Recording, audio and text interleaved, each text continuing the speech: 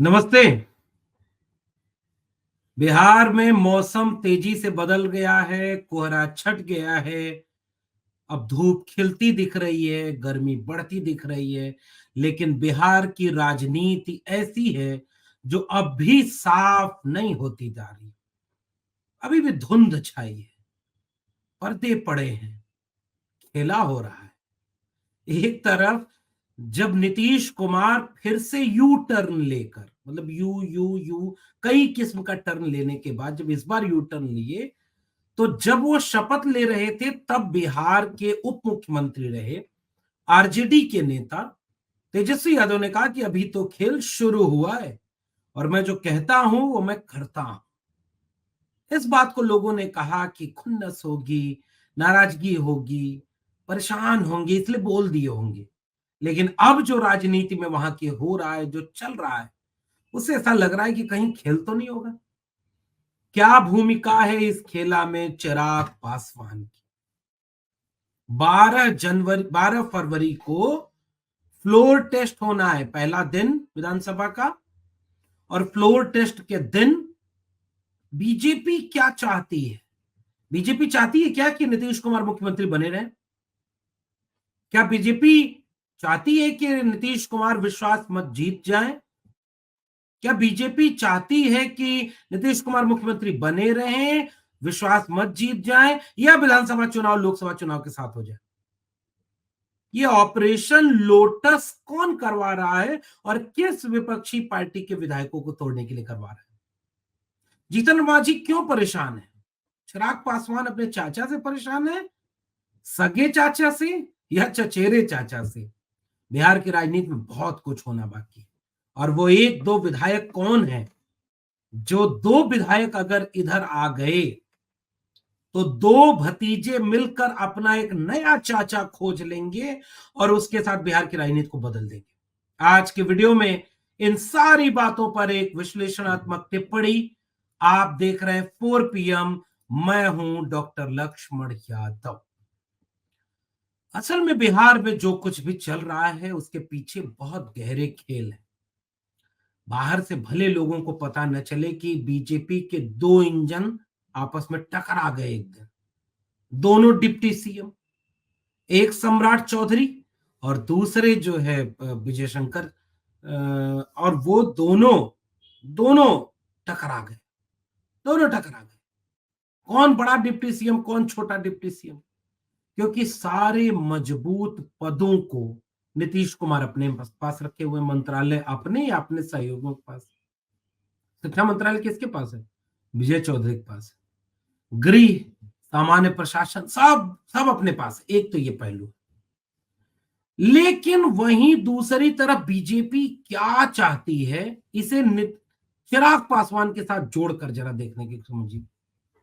BJP 2020 में ही चाहती थी कि नीतीश कुमार खत्म हो जाए, लेकिन सामने से नहीं, पीछे से वो इसके लिए काम कर रही, पीछे से वो इसकी कोशिश कर रही, पीछे से वो इसके लिए समीकरण बना रही थी। इसलिए उसने अपना हनुमान भेज दिया और वो हनुमान ये कोशिश कर रहा था कि कैसे बीजेपी को अंदर से खत्म किया जाए, और उसके लिए उन्होंने हर उस सीट पर कैंडिडेट उतारे थे जहां से बीजेपी को नुकसान पहुंचाया जा सकता है। एक तो वो बात जहां से बीजेपी के खिलाफ वो करना चाह रहे हैं, और दूसरी तरफ एक बात और, बीजेपी 2024 में जब सत्ता परिवर्तन हुआ है तो इस सत्ता परिवर्तन में अंदर अंदर यह चाहती है कि नीतीश कुमार से किसी तरह मुक्ति मिल जाए। इसलिए वो एक तरफ यह भी चाहती है कि बीजेपी के सपोर्ट के बावजूद नीतीश कुमार फ्लोर टेस्ट में फेल हो जाए। और इस खेल को करने के लिए बिहार में आरजेडी के विधायक अवध बिहारी चौधरी वहां पर बैठे हुए हैं। वो विधानसभा अध्यक्ष है। तो इसमें खेल क्या है, बीजेपी को इसमें क्या फायदा होगा, इसको जरा परत दर परत समझने की कोशिश करते हैं। बीजेपी एक ऐसी पार्टी जो 2020 में गठबंधन धर्म को निभाते हुए अपने से आधे से भी कम, लगभग आधे आधे पार्टी होने के बावजूद नीतीश कुमार को मुख्यमंत्री बनना स्वीकार कर लेती है। नीतीश कुमार को स्वीकार कर लेती कि मुख्यमंत्री कौन बनेगा। ये बात क्लियर हो जाती है। ठीक।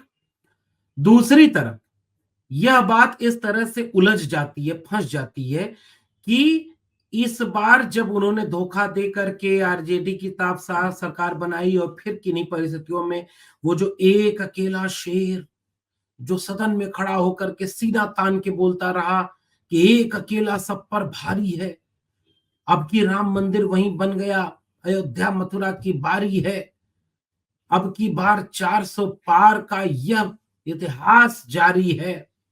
इसके बीच में उसे जरूरत पड़ गई तो उसने नीतीश कुमार को पलटी मारते हुए यह कोशिश किया कि नीतीश कुमार को साथ ले लिया जाए, और ऐसे चक्कर में कि क्या उनके सामने कोई विकल्प है, तो पहले तो उनको अपने साथ ले आओ।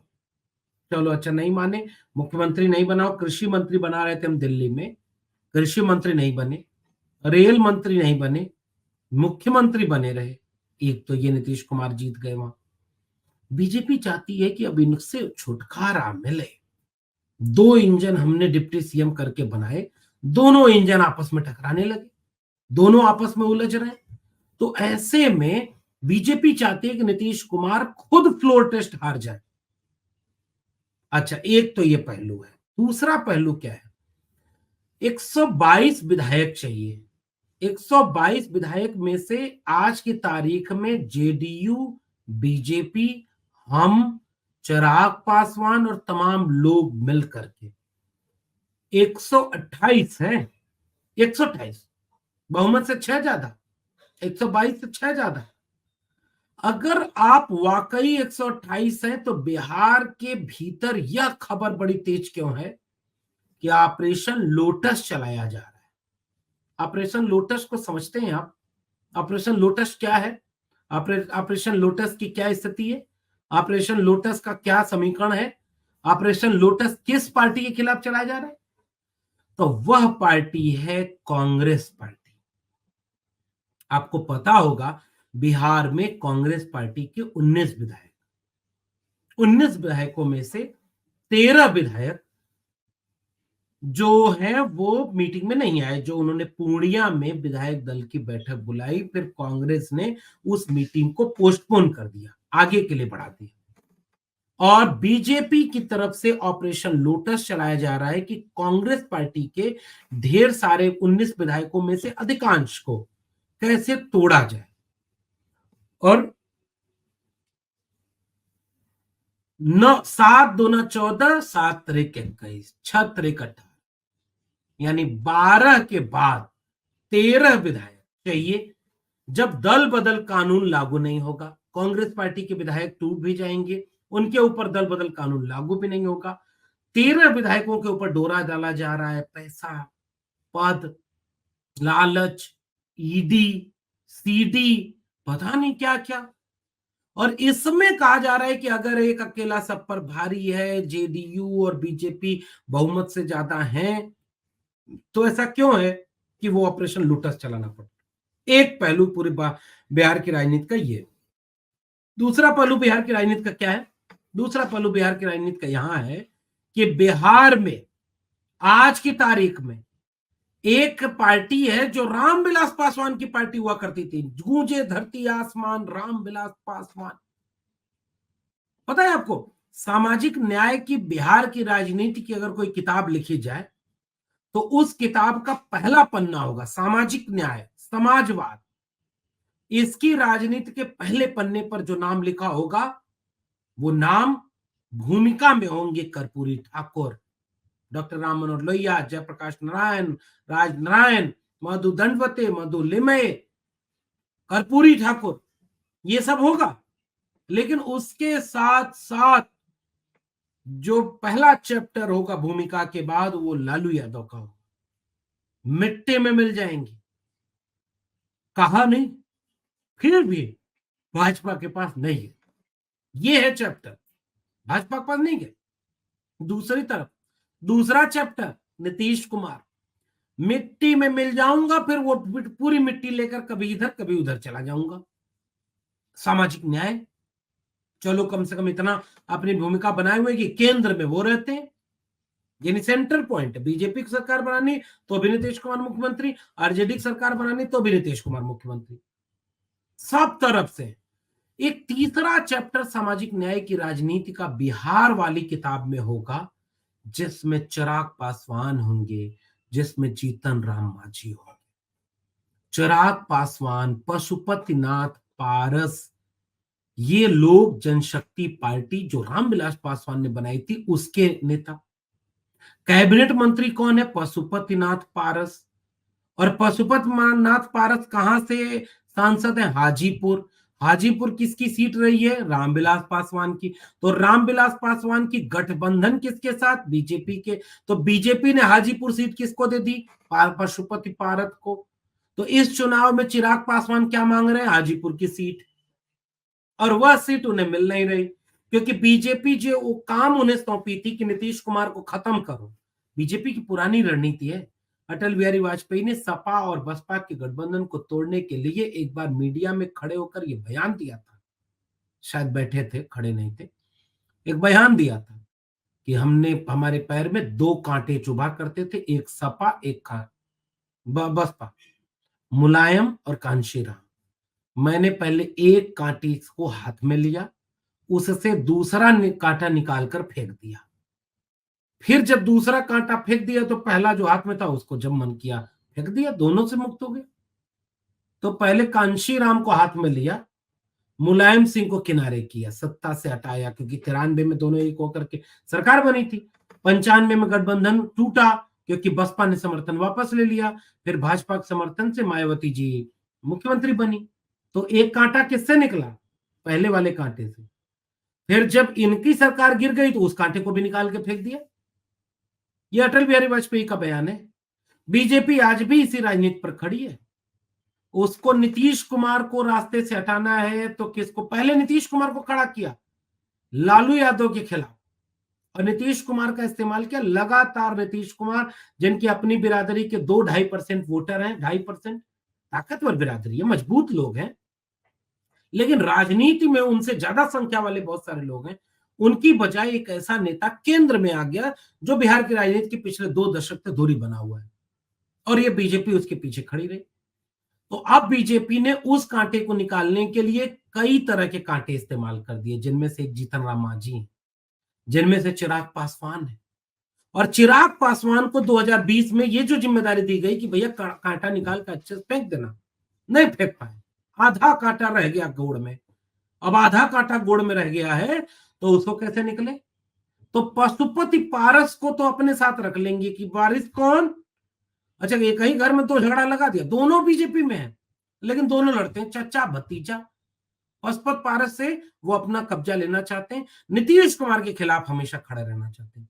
तो वो जो खटक नीतीश कुमार के मन में है चिराग को लेकर, वो अभी बरकरार है, और चिराग के मन में नीतीश कुमार को लेकर खटक है, वो भी बरकरार है। इसलिए चिराग पासवान ने बयान दिया कि हम मांझी जी के इस बयान के साथ हैं, जिसमें वो कह रहे हैं कि मुख्यमंत्री पद ठुकराया हमने 2 मंत्री बनने के लिए, एक को बनाया हमारे बेटा का, हमारा दूसरा बेटा को क्या होगा, या हमारे दूसरे परिवार का या पार्टी का एक आदमी चाहिए। ये है बिहार की राजनीति। तो भतीजा चिराग पासवान क्या नीतीश कुमार के खिलाफ उस खेल में जो बीजेपी खेलना चाहती है, क्योंकि बीजेपी अब क्लियर राजनीति करना चाहती है कि बिहार में मुख्यमंत्री का पद बीजेपी के पास आए, 1-to-1 लड़ाई हो, कांग्रेस लेफ्ट और आरजेडी सब एक तरफ रहे और दूसरी तरफ अकेली बीजेपी बचे। इसलिए चचा भतीजा की पार्टियों को इतना खंड खंड कर दिया है, जब जिसका मन का पार्टी तोड़ दी, जब इसको हनुमान बना दिया और उसका इस्तेमाल किया। तो चिराग पासवान के इस बयान के बाद उम्मीद ये की जा रही है कि बीजेपी अब इसके जरिए नीतीश कुमार को और कमजोर करेगी।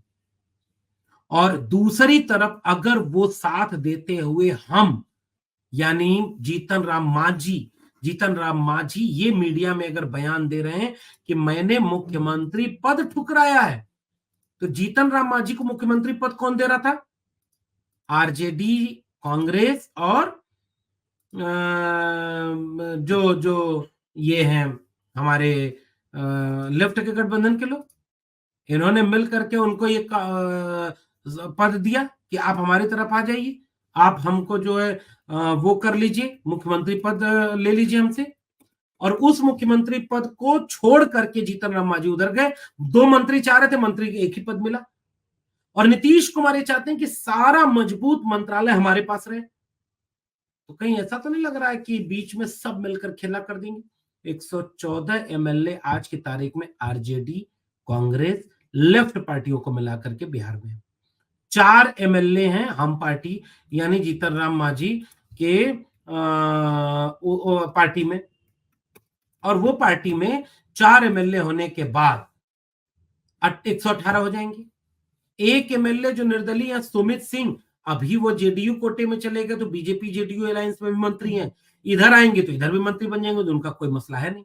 एआईएमआईएम का एक विधायक है जो बीजेपी वाले अलायंस में तो जाएगा नहीं, इसलिए वो इधर ही आ जाएगा। 120 2 विधायक का खेल है। फ्लोर टेस्ट 12 फरवरी को है। विधानसभा अध्यक्ष अवध बिहारी चौधरी आरजेडी के कोटे से विधानसभा अध्यक्ष हैं, विधायक भी हैं। हालांकि उपाध्यक्ष जेडीयू कोटे से, लेकिन फिर भी खेल तो कुछ भी होने का संभव है।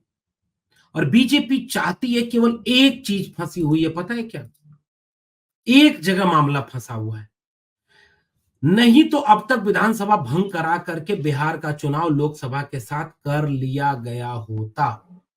और वो इसलिए क्योंकि यहां पर नीतीश कुमार की नाराजगियों का नुकसान नहीं चाहते कि नरेंद्र मोदी के हाथ में आए और 2024 का उनका जो प्राइम इलेक्शन है, मेन इलेक्शन है, उसके ऊपर नीतीश कुमार की नाकामयाबियों या एंटी इनकम्बेंसी का असर पड़ जाए और लोकसभा चुनाव प्रभावित हो जाए।